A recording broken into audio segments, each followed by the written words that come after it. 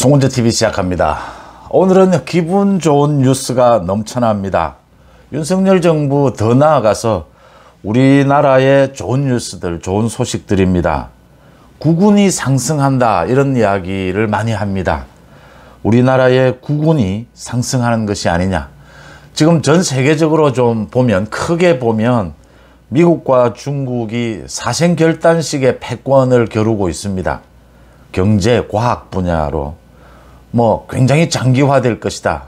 이 미국과 중국의 패권 전쟁, 굉장히 장기간에 걸쳐서 패권 전쟁이 펼쳐진 다음에 미국이 다시 확실한 패권을 장악하게 될 것이다.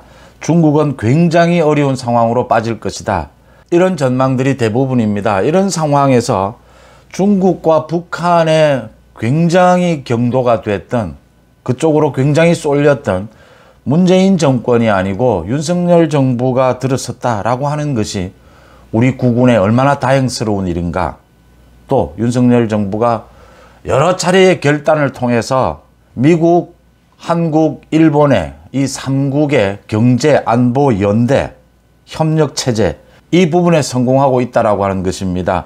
그러니까 윤석열 대통령이 다음 달 말에 발표가 됐습니다. 한미 양쪽에서 다음 달 말에 미국을 국빈 방문한다.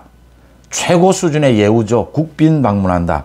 윤석열 대통령과 김건희 여사가 미국을 국빈 방문하는데 이 의미가 또 남다르다라고 하는 겁니다. 올해가 한미동맹 70주년이다라고 하는 겁니다. 한미동맹. 이게 지금 왜 70주년이냐? 1953년으로 거슬러 올라갑니다. 6.25 전쟁 직후입니다. 이승만 대통령이 거의 미국을 협박, 압박하다시피 해서 이 동맹을 맺기를 사실은 꺼렸던 미국을 끌어들여서 한미 상호 방위 조약이라는 걸 맺습니다. 군사 동맹입니다. 이 한미 상호 방위 조약, 이게 맺어진 지 70주년이 됐다라고 하는 겁니다. 이승만 대통령의 가장 큰 업적을 꼽으라라고 한다면 이 한미 동맹을 꼽습니다. 굉장히 반대를 했던 미국을 끌어들여서 한미 동맹, 군사 동맹을 맺으면서 북한과 대치하고 있는 우리 현실에서 안보 부분을 확실하게 해결을 했다. 그래서 박정희 정부의 경제 번영이 가능하도록 했다.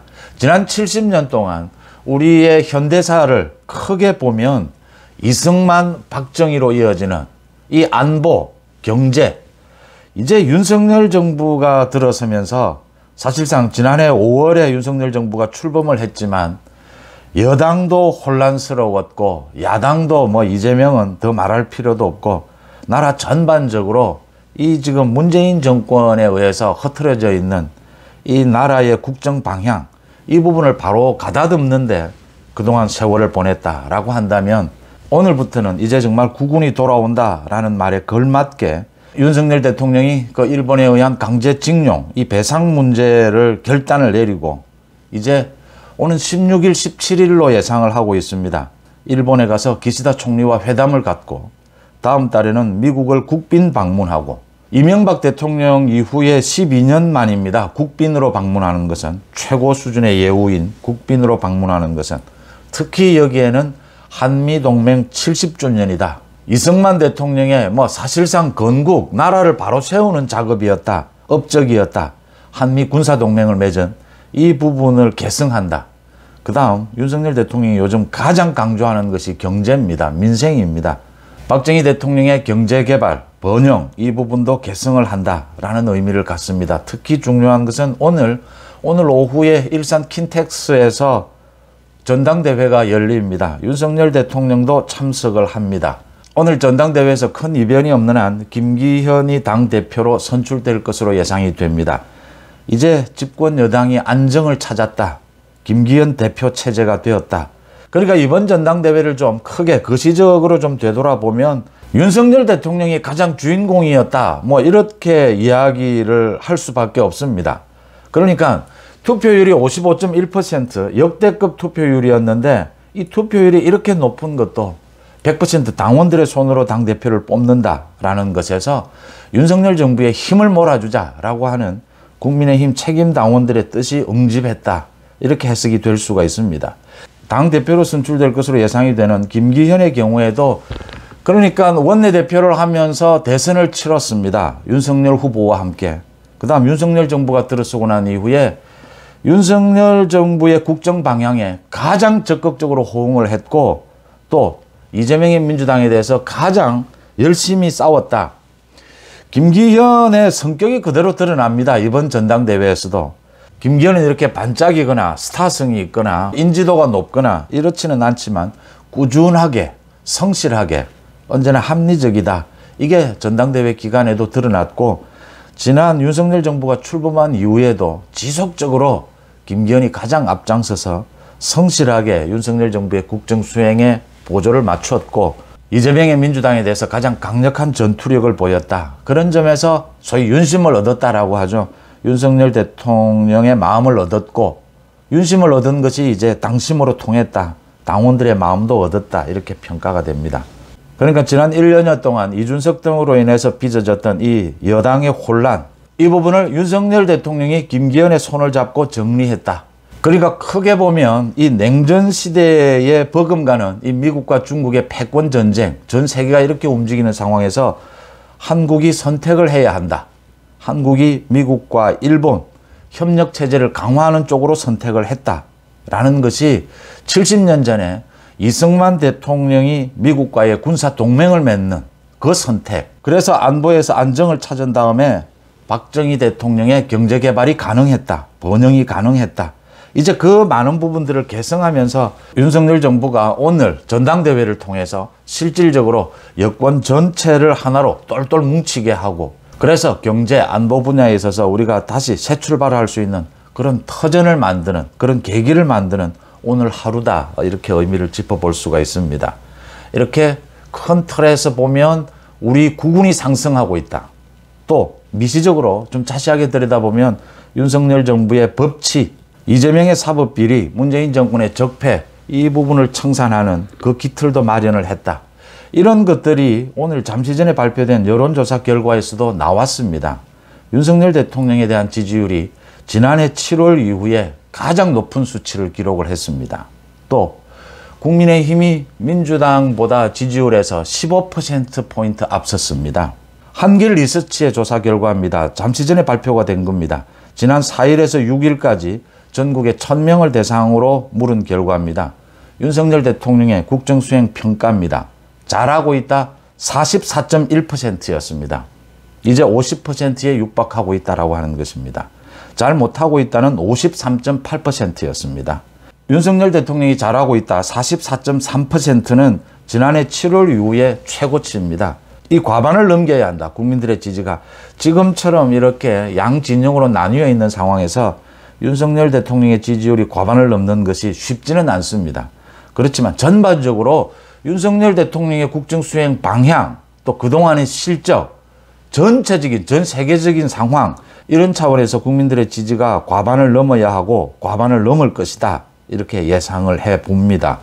그 다음 정당 지지율입니다. 민주당의 지지율이 추락을 하고 있습니다. 그러니까 국민의힘은 42.3%, 민주당은 27.8%입니다. 27.8%.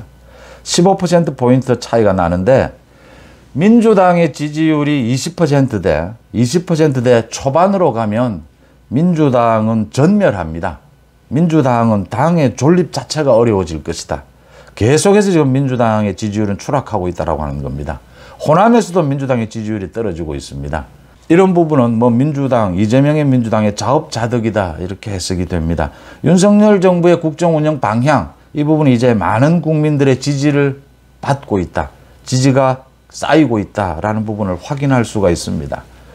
오늘 국민의힘 전당대회 오후 2시 반부터 일산 킨텍스에서 열립니다.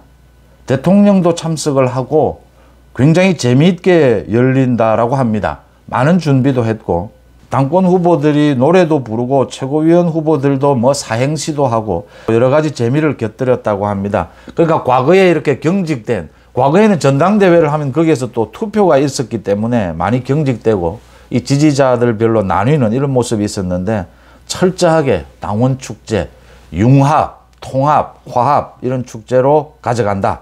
윤석열 대통령이 7년 만에 현직 대통령으로서는 전당대회에 참석을 한다.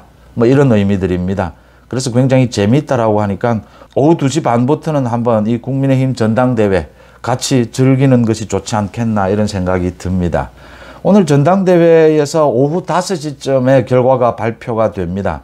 별다른 변수가 없는 한 김기현 후보가 1차에서 과반 득표를 해서 당대표로 선출되지 않겠느냐 이렇게 예상이 됩니다. 투표율이 55.1%였다.